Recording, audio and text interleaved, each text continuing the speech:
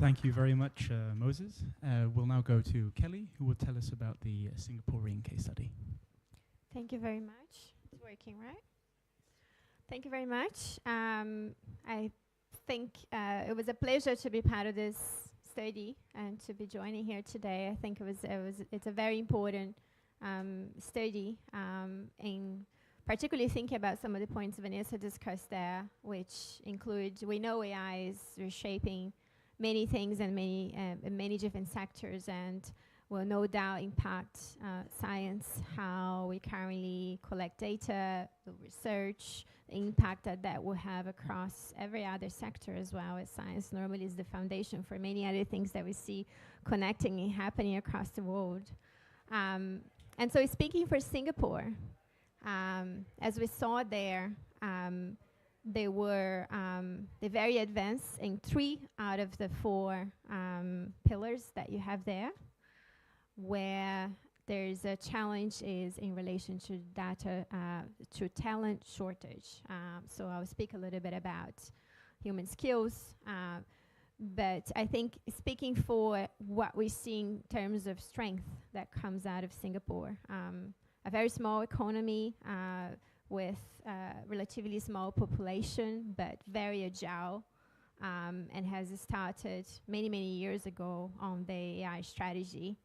And that AI strategy started very early with the idea that they saw how AI will reshape many of the processes and priorities for the government, and science being one of them, undoubtedly.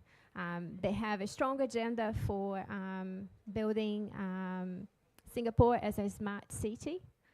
So they have very much been thinking for many years now how you can move to integrate AI and become embedded across different sectors, and making science a part of that as well.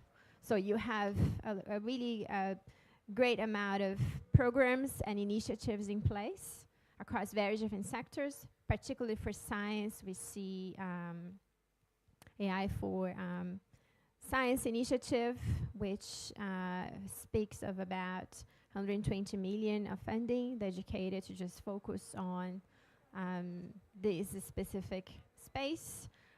You also see a lot of work happening from a few different government agencies that have been put in place to be dedicated to thinking about how to build more of this, as well as more talent shortage as well, so building capabilities to be able to perform well. So you have A*STAR, for example, you have AI Singapore, which is not only has a strong agenda in supporting what Singapore can do locally, but it also supports a lot in building partnerships on a regional level.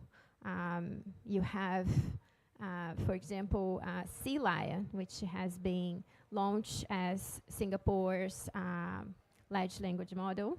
And the idea was, I think governments are very specific about not having a copy and paste exercise from Silicon Valley when adopting AI locally. And Sea Lion was an example of that. How do we create here a large language model, but we use data according to our own values and our own priorities locally, right? This is the same for the whole Southeast Asia, because what you see happening with Sea Lion now is how Singapore is also exercising influence and support over coordination with other countries in the region, as it goes about supporting that as well. So there is the role that you see there, what Singapore is for Southeast Asia. Similarly, we also contributed around Fiji, right, for the Pacific Islands. Similarly, what you see Fiji becoming for the Pacific Islands is because they are ahead of the curve in many things. There is a certain leadership level that is involved in how they can also go about supporting other economies, right? In terms of challenge, we see the area of, you're still struggling as a small economy with talent shortage, right? And particularly when it comes to issues about detecting explainability in science, biases, how research is being done, how do we protect the future of science well, ensuring that it continues to be independent and as a foundation for what we can rely on going forward, is that you must also prepare humans to work well alongside the technology. And on that front, Singapore is doing a lot of great things. Again, it started very early with a lot of initiatives around upskilling and reskilling people, preparing for the future of work, knowing that a lot of jobs are changing, disappearing, or being completely augmented, right? And so there is that level of preparation. And at the same time, I think what you struggle with is a small population, a small country that has relied in history on a lot of external talent, a lot of foreign talent, and is now, trying to leapfrog in AI and continue to remain at the forefront of it. And so there's a balancing act there. And one of the proposals is that how do you build more around cooperation, particularly for Southeast Asia in that sense, so they can work together on those challenges going forward. Thank you.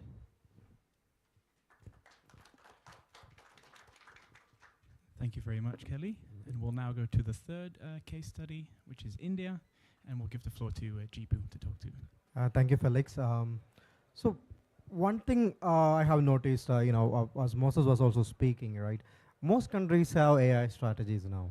Even smaller countries like Namibia, Mauritius, they have all came up with AI strategies. But what very few have is a research ecosystem ready for AI. That's what missing from all of these AI strategies, right? So, and I want to emphasize that this readiness for research ecosystem is about universities, and how they can access compute data and governance equally as well. So coming to India, India has clear ambitions, like, again, coming to what you said, Moses, more strategies seems to be an aspiration, putting it out there. So we have been having this large scale experiment in public AI infrastructure. That has been the larger message of the summit as well, building DPIs on AI. But one thing specific about India is still a country which is kind of struggling or in the face of capacity building right now. And so coming to the strengths of India, right? The biggest strength of India when it comes to a research and scientific research point of view is its strong DPI tradition.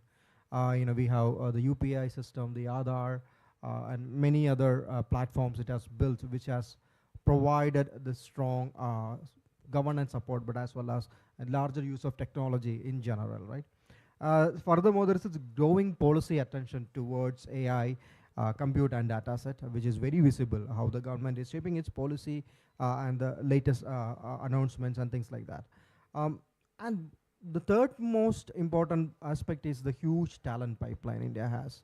Now, if you look at the Stanford AI Index for the last, I don't know, I've been tracking it since 2020, I think. Yeah, because I was working with India AI back then. India has been there in the top 3, top 5 when it comes to talent penetration and diversity in that talent penetration. These two matrices has been the key core strength of India. And if you also look at that, India has, when it comes to computer science graduates, India has a large number of graduates in the world every year coming through. So, and active public sector interest in AI is another interesting aspect. So these are Hi everyone, some of the things I have mentioned in the case study, such as the Bharshini. Bharshini has become a large, a DPI effort from the government. And another thing we have focused is on COEs, right? So back then, in 2024, when we wrote the case study, India has announced 4 AI-related COEs, Center of Excellence, and now we have already have 3 of them already implemented in healthcare, agriculture, and sustainable cities. and another one is announced that will be coming soon on education in IIT Madras as well.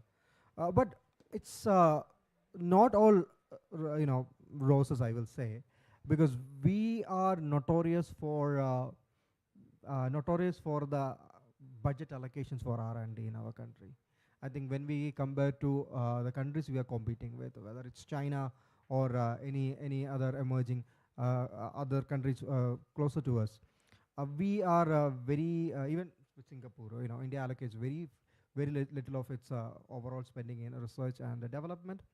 But one of the larger challenges when it comes to an AI point of view is the scarcity of compute, right? Especially outside the elite institutes.